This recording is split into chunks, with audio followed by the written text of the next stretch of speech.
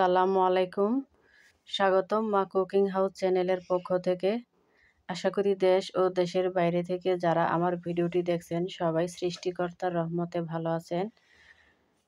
যারা আমার ভিডিওটি দেখছেন প্লিজ দয়া করে লাইক দিয়ে ভিডিওটি দেখা শুরু করবেন। না টেনে সম্পূর্ণ ভিডিওটি দেখার জন্য অনুরোধ করা রইল। ভিউয়ার্স, আজ আমি আপনাদের সাথে প্রতিদিনের নিত্য নতুন যে রান্না করি আমরা খাবার জন্য খুবই সিম্পল একটি সাধারণ রেসিপি উপস্থাপন করতে যাচ্ছি। ঢেঁড়স বা ভেন্ডি ভাজি। চুলায় আমি একটি পাতিল বসিয়ে দিয়েছি। পাতিলটি গরম হয়ে গেলে দিয়ে দিয়েছি হাফ কাপ সয়াবিন তেল। তেলটি গরম হয়ে গেলে 1 চিমটি জিরা দিয়ে দিয়েছি। জিরাটি হালকা ভেজে নিয়ে দিয়ে দিয়েছি 2টি পেঁয়াজ কুচি এবং প্রায় 6 থেকে 7টি কাঁচামরিচ কুচি। সামান্য একটু লবণ দিয়ে পেঁয়াজ মরিচগুলোকে ভেজে নেব। সামান্য একটু লবণ দিলে লবণটা কাঁচামরিচের মধ্যে ঢুকে যায় এবং রেসিপির স্বাদটাকে বাড়িয়ে তোলে। এই পর্যায়ে আমি প্রায় 1 মিনিট সময় ধরে কাঁচামরিচ এবং পেঁয়াজগুলোকে আমি ভেজে নেব। কাঁচামরিচ এবং পেঁয়াজগুলো ভাজা হয়ে গেলে আমি এখানে প্রায় 100 গ্রাম ঢেঁড়স নিয়েছি। ঢেঁড়সগুলো প্রথমে ধুয়ে নিয়েছি। ধুয়ে নিয়ে তারপর কুচি কুচি করে গোল গোল করে কেটে নিয়েছি। আপনারা আপনাদের পছন্দ মতো যে কোনো শেপই এটা কাটতে পারেন। তবে অবশ্যই আপনারা প্রথমে ঢেঁড়সগুলোকে ধুয়ে নেবেন। তারপরে আপনাদের পছন্দ মতো যে কোনো শেপে কেটে নেবেন। ভিউয়ার্স, ঢেঁড়সগুলো আমি কাঁচামরিচ এবং পেঁয়াজ দিয়ে প্রায় কমপক্ষে 3 থেকে 4 মিনিট ভেজে নেব।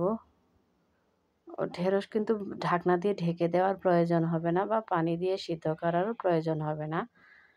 ভাজতে ভাজতে এমনিতেই ঢেঁড়স দেখা যাবে ঢেঁড়সের মধ্যে যে আঠালো ভাব রয়েছে, এই আঠালো ভাবটা যখন চলে যাবে তখনই বুঝে যাব যে আমাদের ঢেঁড়স ভাজিটা হয়ে এসেছে। তো ভিউয়ার্স, আমি প্রায় 3-4 মিনিট সময় ধরে ঢেঁড়সগুলোকে মিডিয়াম টু লো আঁচে ভেজে নিয়েছি। দেখুন আঠালো ভাবটা অনেকটাই কমে এসেছে।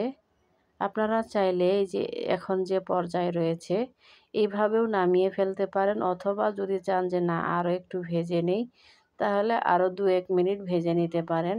কমপক্ষে 5 মিনিট মিডিয়াম টু লো আঁচে ঢেঁড়সগুলোকে ভেজে নিলেই ভাজা হয়ে যায়। যারা একটু কাঁচা কাঁচা বা একটু সবুজ রং অবস্থাতে খেতে পছন্দ করেন তারা এই অবস্থাতে নামিয়ে ফেলবেন। আর যারা একটু ভাজা ভাজা খেতে পছন্দ করেন তারা অবশ্যই আরও 2-1 মিনিট একটু ভেজে নেবেন। তো আমি আরও 2-1 মিনিট সময় ধরে একটু ভেজে নিলাম।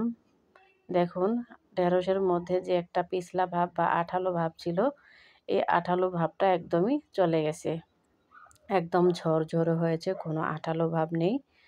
তো ভিউয়ার্স, এই পর্যায়ে আমি বুঝে গেলাম যে আমার ঢেঁড়স ভাজিটা হয়ে গেছে। খুব বেশি কড়া করে ভাজলে যে কোনো ভাজি খেতে স্বাদ লাগে না। অবশ্যই আমরা একদম মিডিয়ামভাবে ভাজি করব, তাহলে খেতে সুস্বাদু হবে। অর্থাৎ সবজির কালারটাও সবুজ থাকবে, সবজিও খুব সুন্দরভাবে সিদ্ধ হয়ে যাবে। এরকম অবস্থাতে ভাজি করে নামিয়ে ফেলব। তো আজ এ পর্যন্তই। আবার দেখা হবে পরবর্তী ভিডিওতে।